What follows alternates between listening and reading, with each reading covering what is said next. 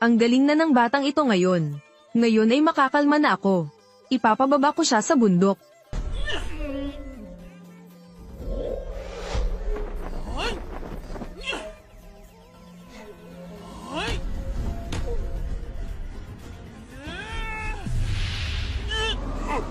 Tigil. Hindi ko na siya kayang talunin. Guro, ayos lang po ba kayo? Siyempre naman, ayos lang ako. Guro, bakit po kayo? Bakit mo ako hinayaan na masaktan? Ginawa iyon ng guro mo para subukan ka. Para malaman kung kaya mo nang bumaba ng bundok. Isa pa, malaki ka na rin naman. Napakamalawak ng mundo. Hindi ka kayang pigilan ng maliit na mundong ito. Dumating na rin ang panahon. Ang panahon para umalis ka at hanapin ang tunay na kahulugan ng buhay. Ayoko pong umalis. Master. Ayoko rin pong mawalay sa inyo. Ngunit malaki ka na, malakas ka na rin. Dapat mong maranasan ang buhay sa sarili mong pagsisikap. Dapat mong harapin ang iyong mga responsibilidad. Master, naiintindihan ko na po kayo. Sisiguraduhin kong hindi ko kayo bibiguin, guro. Pagbaba mo ng bundok, huwag mong kalimutan na huwag gamitin ang iyong kapangyarihan para manakat ng ibang tao. Dapat mong gamitin ang iyong mga salita para mapaamo sila. Guro, paalam na po. Bumaba ka na ng bundok. Ang batang ito, napakalakas na ng kapangyarihan niya. Guro.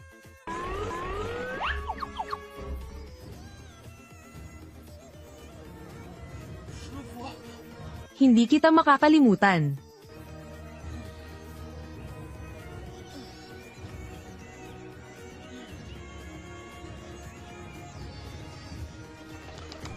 Ganito, bumaba na ang maliit na monghe mula sa bundok.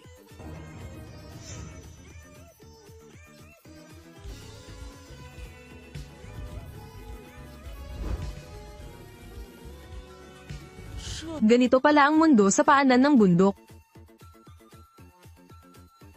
Ang lalaking mga ibon sa langit. Napakaiba rin pala nito sa mga ibon sa bundok.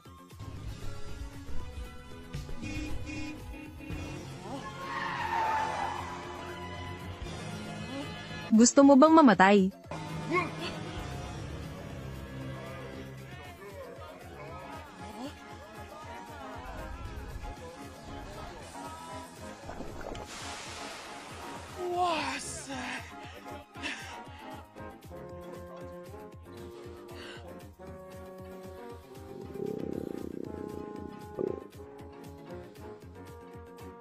Naalala ko na. Mabuti na lang at bago ako bumaba ng bundok, binigyan ako ng 3 supot ng aking guro. Chugi.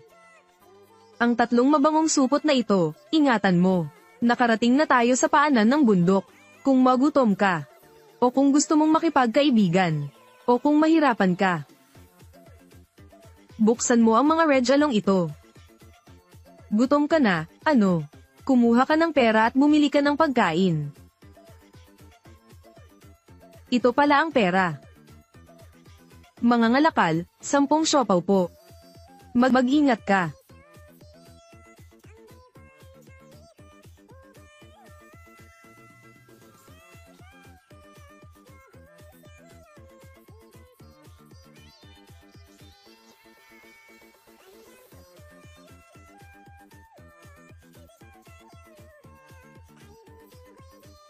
Huminto ka. Huwag kang tatakbo. Huwag kang tatakbo.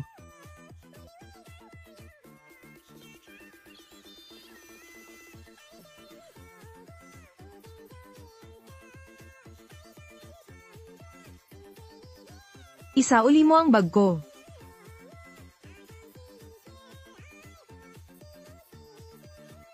Anong ginagawa mo? Bitawan mo. Bitawan mo. Nababaliw ka na ba? Ano ba talaga ang gusto mong gawin? Ibalik mo sa akin ang bag ko. Anong bag ang tinutukoy mo? Bilisan mo, bilisan mo, bilisan mo. Pigilan ninyo ang bata.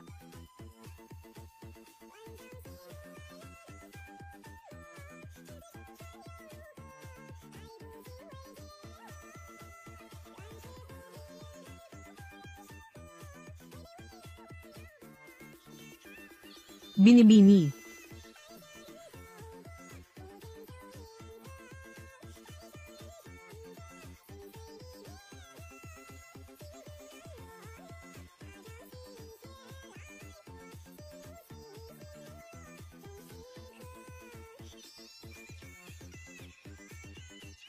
Tito Joe, gusto kong pumunta sa Hotel TNTHN. Kakain ng alimango ng emperador. Sige po, I-ho. Nandito na naman tayo.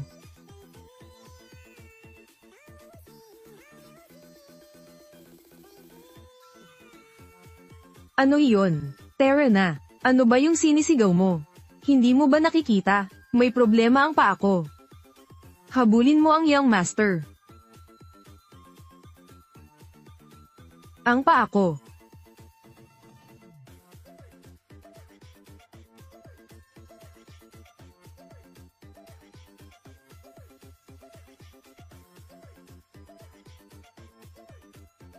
Ang galing, hindi na umaarte. Ang kulit ng batang to, sasabihin ko sa'yo. Gagawin ko ito sa pagkakataong ito.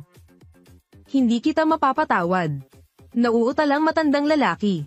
Noong nakaraan at noong nakaraan pa. Ganyan din ang sinasabi niya. Hoy, bata. Ikaw na bata. Maglalakas loob kang lady ng isang nauutal. Bumalik ka rito. Kumusta? Kuya, ang bata ay nandito. Mga tanga. Susubukan mo ulit sa susunod. Mauuna na ako. Polem.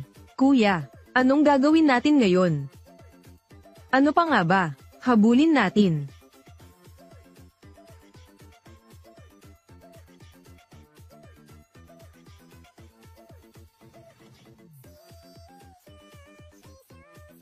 Gago ka ba? Hindi ka ba marunong umiwas? Bakit ako iiwas? Mababangga ka at mamamatay ka. Ano ang ibig sabihin ng Chetlun Laji? Iyan ang tawag sa Chetlun. Tatakbo pa ba kayo?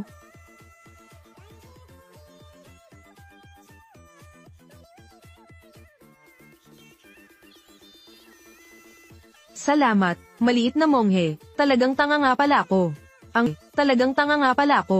Ang maliit na monghe na ito.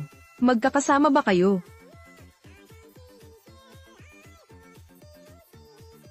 Saan ka pupunta? Pwede bang sumama ako? Umalis ka na, hindi kita kailangan.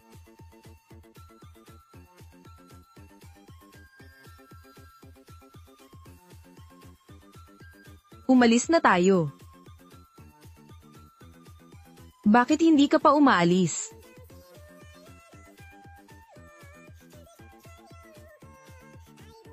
Umalis ka na, hindi na ako makakaalis. Amo.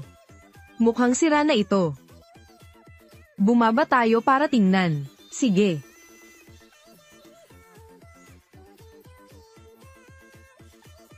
Maliit na monghe, anong ginagawa mo? Ano ang ginagawa ninyo dyan? Masaya ba dyan? Masaya naman dyan, huwag kang mag-alala. Kahit masaya roon, hindi ka pa rin pwedeng sumama. Mga bodyguard, parating na sila. Manahimik ka na nga, magkakilala ba ang dalawang ito? Tigilan mo na yan, para sa pag-iingat. O kaya, isama na natin siya. Batang monghe, malapit na tayo sa pupuntahan natin. Masaya roon. Sama ka na. Sige, amo. Ano ba to? Huwag ka nang madaldal, tara na.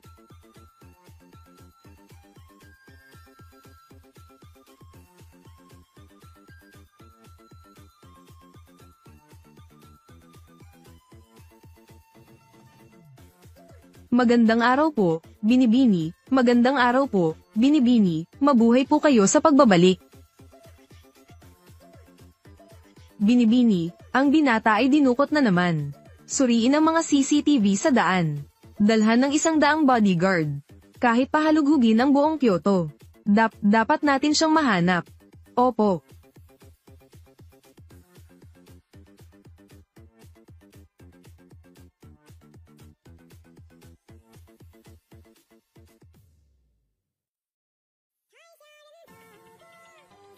Saan ba ito?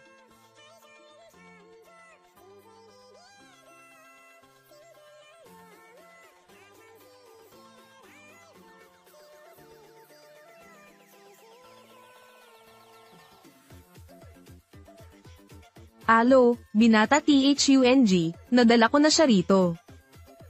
Ang bilis tumakbo ng batang iyon. Tumakas na ba siya? Tumakbo siya. Anong kinakain mo? Hindi siya makakatakas. Huwag kang mag-alala. Huwag kang mag-alala. Kaunti lang ang sasabihin mo sa susunod. Sisiguraduhin kong maayos ko ito sa pagkakataong ito. Kung sisirain mo pa ang lahat, papatayin kita.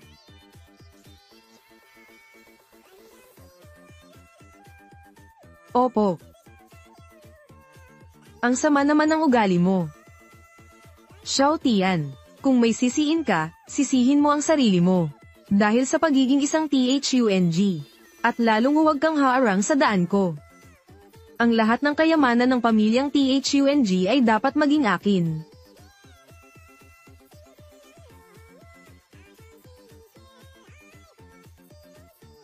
Hindi ka talaga kabilang sa kanila. Sino ba sila? Sila ang dalawang masasamang iyon. Imposible, sinabi sa akin ng aking guro. Pagbaba ko ng bundok ay gamitin ko ang aking puso upang madama. Ramdam ni Chugi iyon. Hindi naman sila masasama. Ano ba ang naiintindihan mo? Ang mga masasama ay mapagkunwari. Ganon din ang sinabi ng master ko. Kailangan ng matalas na paningin. Dapat mag-ingat sa iba. Pero ayos lang. Kayang-kaya ni Chugi palayasin ang lahat ng masasama. Ang tanga mo naman. Mas tanga ka pa sa aso kong si Dehuang. Sino si Dehuang? Si Dehuang ang aso ko. Hindi ako aso.